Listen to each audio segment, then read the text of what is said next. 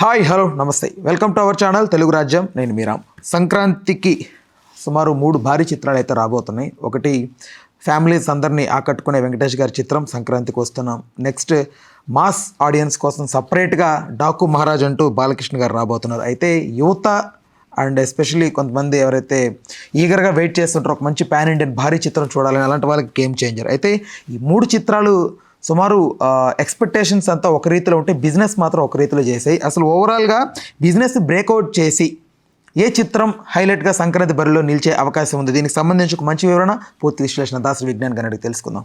నమస్తే అన్న. నమస్తే. 3 చిత్రాలు రిలీజ్ అవబోతున్నాయి. ఆల్రెడీ గేమ్ చేంజర్ 600 కోట్ల బిజినెస్ చేసిందని ఒక టాక్ నడుస్తుంది. డాకు మహారాజ్ 300 కోట్లని, సుమారు 100 కోట్లు వెంకటేష్ గారి చిత్రం బిజినెస్ చేసిందని. ఈ 3 చిత్రాల్లో బ్రేక్ ఈవెన్ చేసి నిలబడే చిత్రం ఏది? బ్లైండ్గా చెప్తాను, వెంకటేష్ సినిమా. అది నువ్వు వద్దన్నా డబ్బులు తీసుకొస్తుంది. నెక్స్ట్ ఇంకా బాలయ్య సినిమా అంటావా, సంక్రాంతికి హిట్ కొట్టుద్దా అనేది మాట్లాడొద్దు.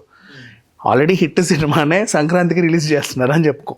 సో వెంకటేష్ గారి చిత్రం క్రింజ్ కామెడీ ఉంటుంది. అనిల్ రావిపూడిది ఎక్కువ కూడా ఏదో నడిపించేస్తాడు, సోగా అలా ఆడిచ్చేస్తాడు. వెంకటేష్ గారిని పెట్టి మొత్తం తిప్పేస్తాడు స్టోరీ అంతా అనేది ఒకటి ఉంది. బట్ వచ్చింది కాబట్టి చచ్చినట్టు చూడాలి కదా, నవ్వుకోవాలి కదా కాసేపు అని చూస్తారు జనం తప్ప అనిల్ రావిపూడి సినిమా అంటే ఒక స్పెషల్ బజ్ లేదు కదా అనేది వినపడతా ఉంది. దీని మీద మీ అభిప్రాయం ఏంటి? అనిల్ రావిపూడి సినిమాకే బజ్ అనేది ఉంది. అనిల్ రావిపూడి సినిమాలు ఏంటంటే ఎన్నిసార్లు వేసినా చూస్తూనే ఉంటారు, ఎవరికి విసుగు అనేది ఉండదు. ఆ కామెడీని క్రిన్స్ కామెడీని చాలామంది అనుకుంటారు, కానీ జస్ట్ ప్రజెంట్ ట్రెండ్లో పిల్లల మధ్యలో అంటే ఏవైతే బాగా వైరల్ అవుతూ ఉంటాయో వాటిని సంభాలుగా చేసి తను కామెడీ జనరేట్ చేస్తూ ఉంటాడు. చాలా సింపుల్. ఇంకోటి అంత ఎందుకు, for example Raja the great comedy చాలా అదేంటి మరి ఇంత సింపుల్గా చేశారు అనిపిస్తుంది. అవును, అదే. కానీ మళ్ళీ చూడాలనిపిస్తుంది, చూసిన ప్రతిసారి నవ్వాలనిపిస్తుంది. అదంతే. కొన్ని అంతే. ఇంకా సుప్రీం అయినా తీసుకో, వాట్ ఎవర్ ఏవి తీసుకున్నా సరే అదొక డిఫరెంట్ కళ ఆ అబ్బాయికి అబ్బింది. చాలా సింపుల్గా క్యూట్గా, ఇప్పుడు ఏదో మనం చిన్నగా కార్టూన్స్ చదివినట్టుగానో మేమ్స్ క్రియేట్ చేసినట్టు. సింపుల్ చెప్పాలంటే జంధ్యాల కామెడీ కూడా కాదు, జంధ్యాల గారిది మళ్ళీ ఇంకా అది వేరే కామెడీ. అది చాలా బాగుంటుంది అంటే దానికంటూ వేరే బరువులు బాధ్యతలు ఉంటాయి. ఇదేంటంటే సరదాగా మనం మేమ్స్ ఎంజాయ్ చేస్తాం కదా, అన్ని మేమ్స్ని కలిపి మూట కట్టి ఇన్స్టెంట్ ఫన్ ఓ సినిమా తీసేస్తాడు. అది చూసిన వాళ్ళకి చూస్తున్న కొద్దీ ఇంకా చూడాలనిపిస్తుంది, మళ్ళీ వేసినా చూస్తారు. సరదాగా నువ్వు ఏ రైల్వే స్టేషన్లోనో బార్లోనో ఇంకెక్కడనో వేసినా సరే అట్ట పెట్టాడు ఇట్లా మరీ చూస్తారు. అలా ఉంటాయి, కట్టిపడేసేలానే ఉంటాయి. సో బ్లైండ్గా అనిల్ రావిపూడి సినిమా హిట్. ఇంకా వెంకటేష్ గారితో అంటే ఇంకా సూపర్ హిట్. అండ్ మళ్ళీ సంక్రాంతికి ఆయన వస్తున్నాడు అంటే ఇంకా చెప్పాల్సిన అవసరం లేదు. దిల్ రాజు గారి కాంబినేషన్లో అనిల్ రావిపూడి అంటే హిట్టే, దిల్ రాజు గారి కాంబినేషన్లో వెంకటేష్ అన్న హిట్టే. అంటే నువ్వు ఎన్ని యాంగిల్స్లో చూసినా సరే ఒక్క ఫ్లాప్ కళ కూడా కనబడట్లా.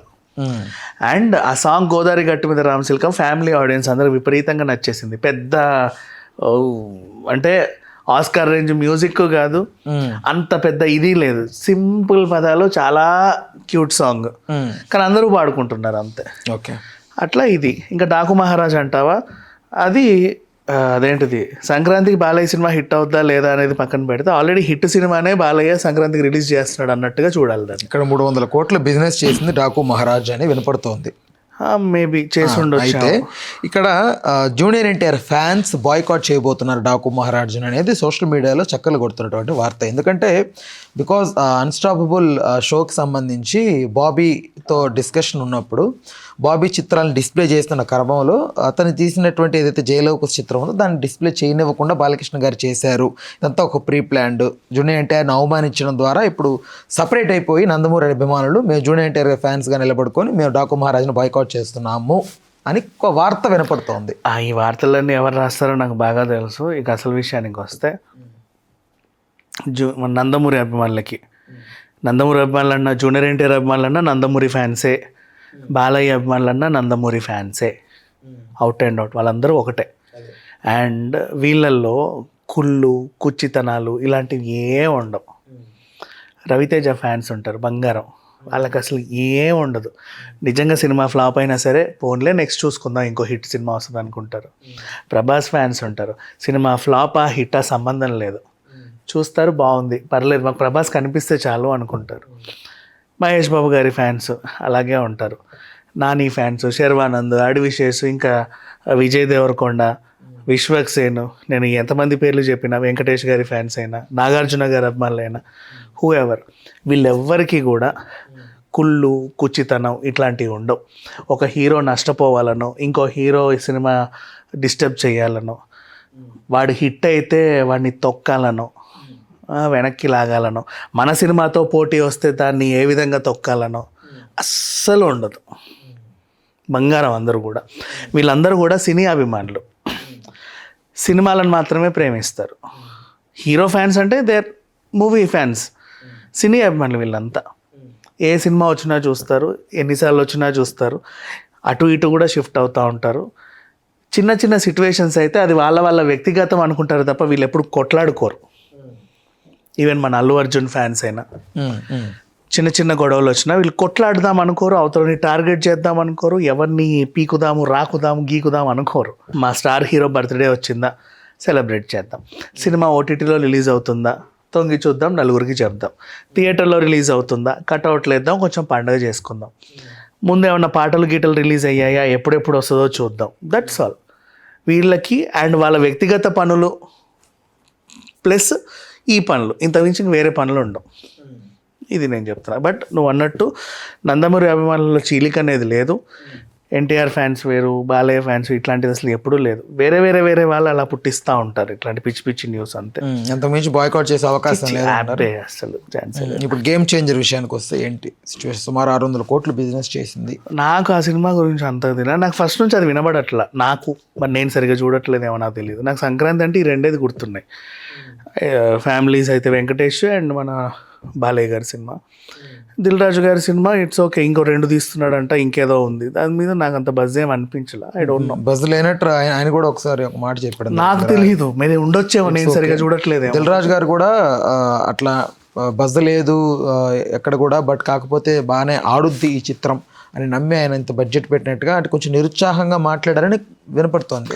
నాకు ఎక్కువ నేను ఏ నాలెడ్జ్తో చెప్తాను అంటే, నేను ఎక్కువ కూడా ఓవర్సీస్ ఇన్ఫర్మేషన్ మీదే ఆధారపడి ఉంటా.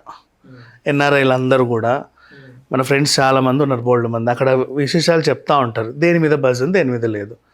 They are all waiting for Balayya and Venkatesh blindly. Next north friends అందరినీ మనం ఎప్పుడు కనుక్కున్నా, మనం ఎన్నిసార్లు నెలకోసారి గోవా వెళ్ళినప్పుడు కనుక్కున్నాం ఏ సినిమా మీద బాగా బజ్ ఉంది అనేది కూడా తెలిసిపోతుంది. నెక్స్ట్ ఇక్కడ అంటావా నాకు తెలియదు, నేను ఎవరిని అడగను, నాకు ఇక్కడ తిరగడమే సరిపోద్ది. సో ఓవర్సీస్ కానీ నార్త్ కానీ నేను బ్లైండ్గా చెప్తాను, ఈ 2 సినిమాలకు ఉన్న బజ్ మిగతా ఏ సినిమాలకు లేవు. రైట్, ఓకేనా. Thanks for the time, thanks for information. Please do subscribe to Telugu Rajyam channel. Please do subscribe to Telugu Rajyam channel. Please do subscribe to Telugu Rajyam channel. Hi అండి, నేను మీ ఆర్పీని, నెల్లూరు పెద్దారెడ్డి చేపల పులుసు ఓనర్ని. మీరు తెలుగు రాజ్యం అనే ఈ యూట్యూబ్ ఛానల్ సబ్స్క్రైబ్ చేసుకుని మంచి మంచి వీడియోలతో వస్తారు. Thank you so much. Hi people, I'm Sonakshi Verma and you please watch Telugu Rajyam and please subscribe to the channel.